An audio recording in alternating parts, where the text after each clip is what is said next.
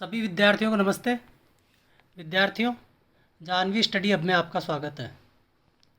आज हम पढ़ेंगे Rajasthan state open board class 12 विषय चित्रकला के पार्ट नंबर 6 के question answer.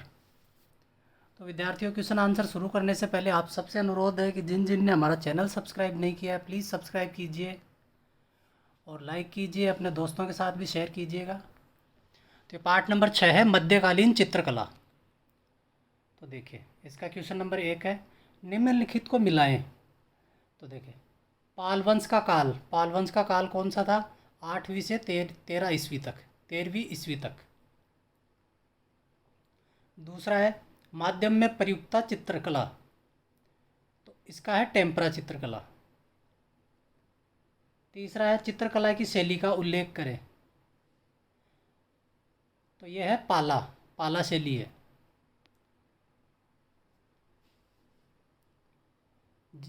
Question number 2, Jain लघुचित्र कब और कहाँ विकसित हुए? तो इसका उत्तर है गुजरात, राजस्थान तथा अन्य क्षेत्रों में 10वीं सदी ईस्वी में। यानी ये गुजरात और राजस्थान में विकसित हुए। और कब हुए? तो ये 10वीं सदी में हुए थे। क्वेश्चन नंबर 3, कल्पसूत्र क्या है? इसकी रचना किसने की? तो इसका उत्तर है श्वेतांबर जैन समुदाय का धार्मिक ग्रंथ कल्पसूत्र, जिसके रचयिता भद्रबाहु हैं। क्वेश्चन नंबर 4, जैन लघुचित्रों का माध्यम क्या है? तो इसका उत्तर है ताड़पत्र पर टेम्परा।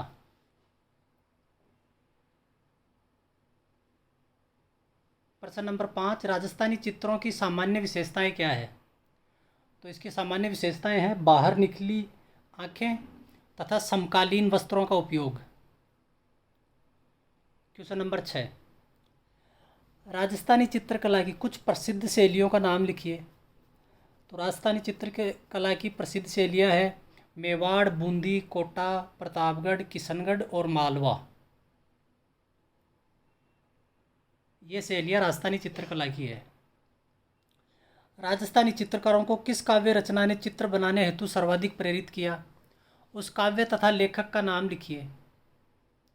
देखो, राजस्थानी चित्रकारों की काव्य रचना का चित्र बनाने में सर्वाधिक प्रेरित किया, उस काव्य के लेखक का नाम लिखिए। तो उसका है गीत गोविंद, जिसके रचयिता जयदेव हैं। मध्यकाल में लघु चित्रों की पृष्ठभूमि और उनके विकास का संक्षेप में वर्णन कीजिए। तो इसका उत्तर है लघु चित्रकला का विकास वास्तविक रूप से 9वीं से 11वीं शताब्दी के बीच में हुआ। इस तरह की चित्रकला के लिए पूर्वी और पश्चिमी क्षेत्रों को श्रेय दिया जा सकता है। शुरुआत में इस तरह की चित्रकारी ताड़पत्र या चर्मपत्र पर की जाती थी, फिर बाद में कागज़ पर होने लगा। इन चित्रों की विशेषताएं लहरदार रेखाएं और शांत पृष्ठभूमि होती है। प्रश्न नंबर 9, ताड़पत्रों को तैयार करके उन पर किस प्रकार की चित्रकारी की जाती थी? संक्षेप में लिखिए। चित्रकारी के कार्य हेतु ताड़पत्रों को एक लंबी प्रक्रिया द्वारा तैयार किया जाता था। पहले ताड़ के पत्तों को लगभग 1 माह तक पानी में डुबोकर रखा जाता था, फिर उन्हीं पानी से निकालकर सुखाया जाता था। उसके उपरांत शंख की सहायता से इन्हें चिकना किया जाता था। तदुपरांत इन्हें आयताकार में काट लिया जाता था। पहले भंगूर पत्रों का सर्वोत्तम गुणवत्ता वाले ताड़ के पत्तों में बदल दिया गया था, जिन्हें श्रीतादा कहा जाता था। ताड़ पत्रों पर 5 से 7 पंक्तियां लिखने के उपरांत बीच का स्थान चित्रांकन हेतु छोड़ दिया जाता था। चित्रण की पद्धति काफ़ी जटिल होती थी। चित्र का रेखांकन करने से पूर्व पृष्ठभूमि का रंग भर दिया जाता था। इसके उपरांत चित्रित आकृतियों में रंग भरे जाते थे। चित्र में मॉडलिंग का भाव देने हेतु गहरे शेड और हाईलाइट लगाई जाती थी। अंत में काले अथवा लाल रंग से बाह्य रेखाएं अंकित की जाती थी।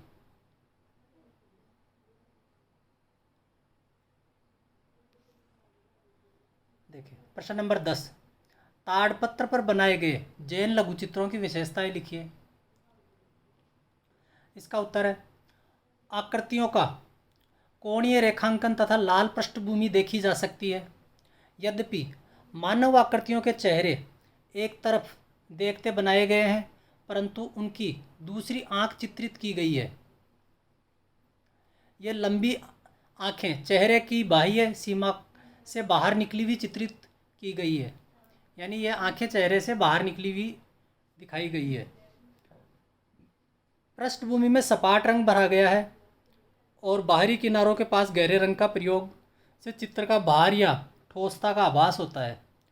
पृष्ठभूमि होती है जो उसकी पीछे का बैकग्राउंड होता है वो सपाट रंग से भरा गया है और बाहरी जो किनारे हैं उनके पास गहरे रंग का प्रयोग कर चित्र में भार या ठोसता का आभास होता है। आकृतियों के रेखांकन में लयात्मकता के कारण आकृतियों में गतिशीलता का आभास होता है। प्रश्न नंबर 11, तोड़ी रागनी का वर्णन कीजिए। तो इसका उत्तर है चित्र में तोड़ी रागनी को एक वाद्य यंत्र पर बजाते दर्शाया गया है। संगीत की धुन से आकर्षित होकर दो हिरण आ गए और संगीत की लय में मंत्रमुग्ध हो गए। देखो, तोड़ी रागिनी एक वाद्य यंत्र पर बजाते दर्शाया गया है। तो वो वाद्य यंत्र जब बजता है तो संगीत की धुन होती है, तो उसको आकर्षित होकर दो हिरण आ गए और संगीत की लय में मंत्रमुग्ध हो गए। चित्र का संयोजन अति संतुलित है। पृष्ठभूमि में सपाट रंग भरा गया है, फिर भी उसमें गहराई का अनुभव होता है। चित्रकार ने एक मनोरम प्राकृतिक उपवन का माहौल उत्पन्न करने में सफलता प्राप्त की है। चमकदार रंगों का प्रयोग किया गया है तथा उनकी प्रभाव क्षमता में वृद्धि करने हेतु नारी के वस्त्रों तथा आसपास के वृक्षों पर महीन छोटे छोटे बिंदुओं का प्रयोग किया गया है। मानव तथा पशु आकृतियाँ जीवंत और गतिशील है। प्रश्न नंबर 12, रागमाला क्या है, स्पष्ट कीजिए। तो इसका उत्तर है रागमाला चित्र राजस्थानी शैली की बहुत ही लोकप्रिय कलाकृति है। यह चित्र रागमाला श्रृंखला पर बनाए गए अनेक चित्रों में से एक है।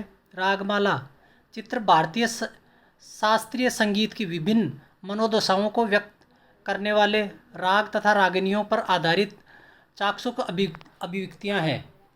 चित्र में तोड़ी रागिनी को एक वाद्य यंत्र पर बजाते दर्शाया गया है। संगीत की धुन से आकर्षित होकर दो हिरण आ गए और संगीत की लय में मंत्रमुग्ध हो गए। तोड़ी रागिनी चित्रकला देखने में कैसी है? तो यह चित्र रागमाला श्रृंखला पर बनाए गए अनेक चित्रों में से एक है। रागमाला चित्र भारतीय शास्त्रीय संगीत की विभिन्न मनोदशाओं को व्यक्त करने वाले राग तथा रागिनियों पर आधारित चाक्षुष अभिव्यक्तियाँ हैं। चित्र में तोड़ी रागिनी को एक वाद्य यंत्र पर बजाए दर्शाया गया है। संगीत की धुन से आकर्षित होकर दो हिरण आ गए और संगीत को लय पर मंत्रमुग्ध हो गए। ये देखिए, इन दोनों का एक ही आंसर है। तोड़ी रागिनी चित्रकला देखने में कैसी है और रागमाला क्या है? तो रागमाला श्रृंखला की ही चित्र है तोड़ी रागिनी। जैन शैली की विशेषताओं का वर्णन कीजिए। इसका उत्तर है चमकदार रंग योजना तथा आँखों के कोणीय रेखांकन के कारण आँखें चेहरे के बाह्य रेखा से बाहर निकली चित्रित की जाती है, जिसके कारण जैन चित्र पहचाने जाते हैं। ये ताड़ पर आयताकार में बनाए गए हैं। लिखाई एवं चित्रण हेतु स्थान पर वितरण समान रूप से किया गया है। चित्रों की शैली एक प्रकार से शुद्ध चित्र खींच देने वाले की भांति है। देखिए, कल्पसूत्र चित्र का वर्णन कीजिए। इस चित्र के दो खंड हैं। चित्र के दाहिने खंड में पशु आकृति का सिर किसी देव का है, जिसका शेष शरीर मानव का है। वह हाथ में शिशु को लिए हुए है। चित्र के बाएं खंड में पलंग पर रानी माँ को अपने नवजात शिशु के साथ लेटे हुए दर्शाया गया है। इन चित्रखंडों को एक तीर्थकर के जन्म की कथा को प्रदर्शित किया गया है। प्रश्न नंबर 16, सूचीबद्ध चित्र कल्पसूत्र क्या दर्शाता है?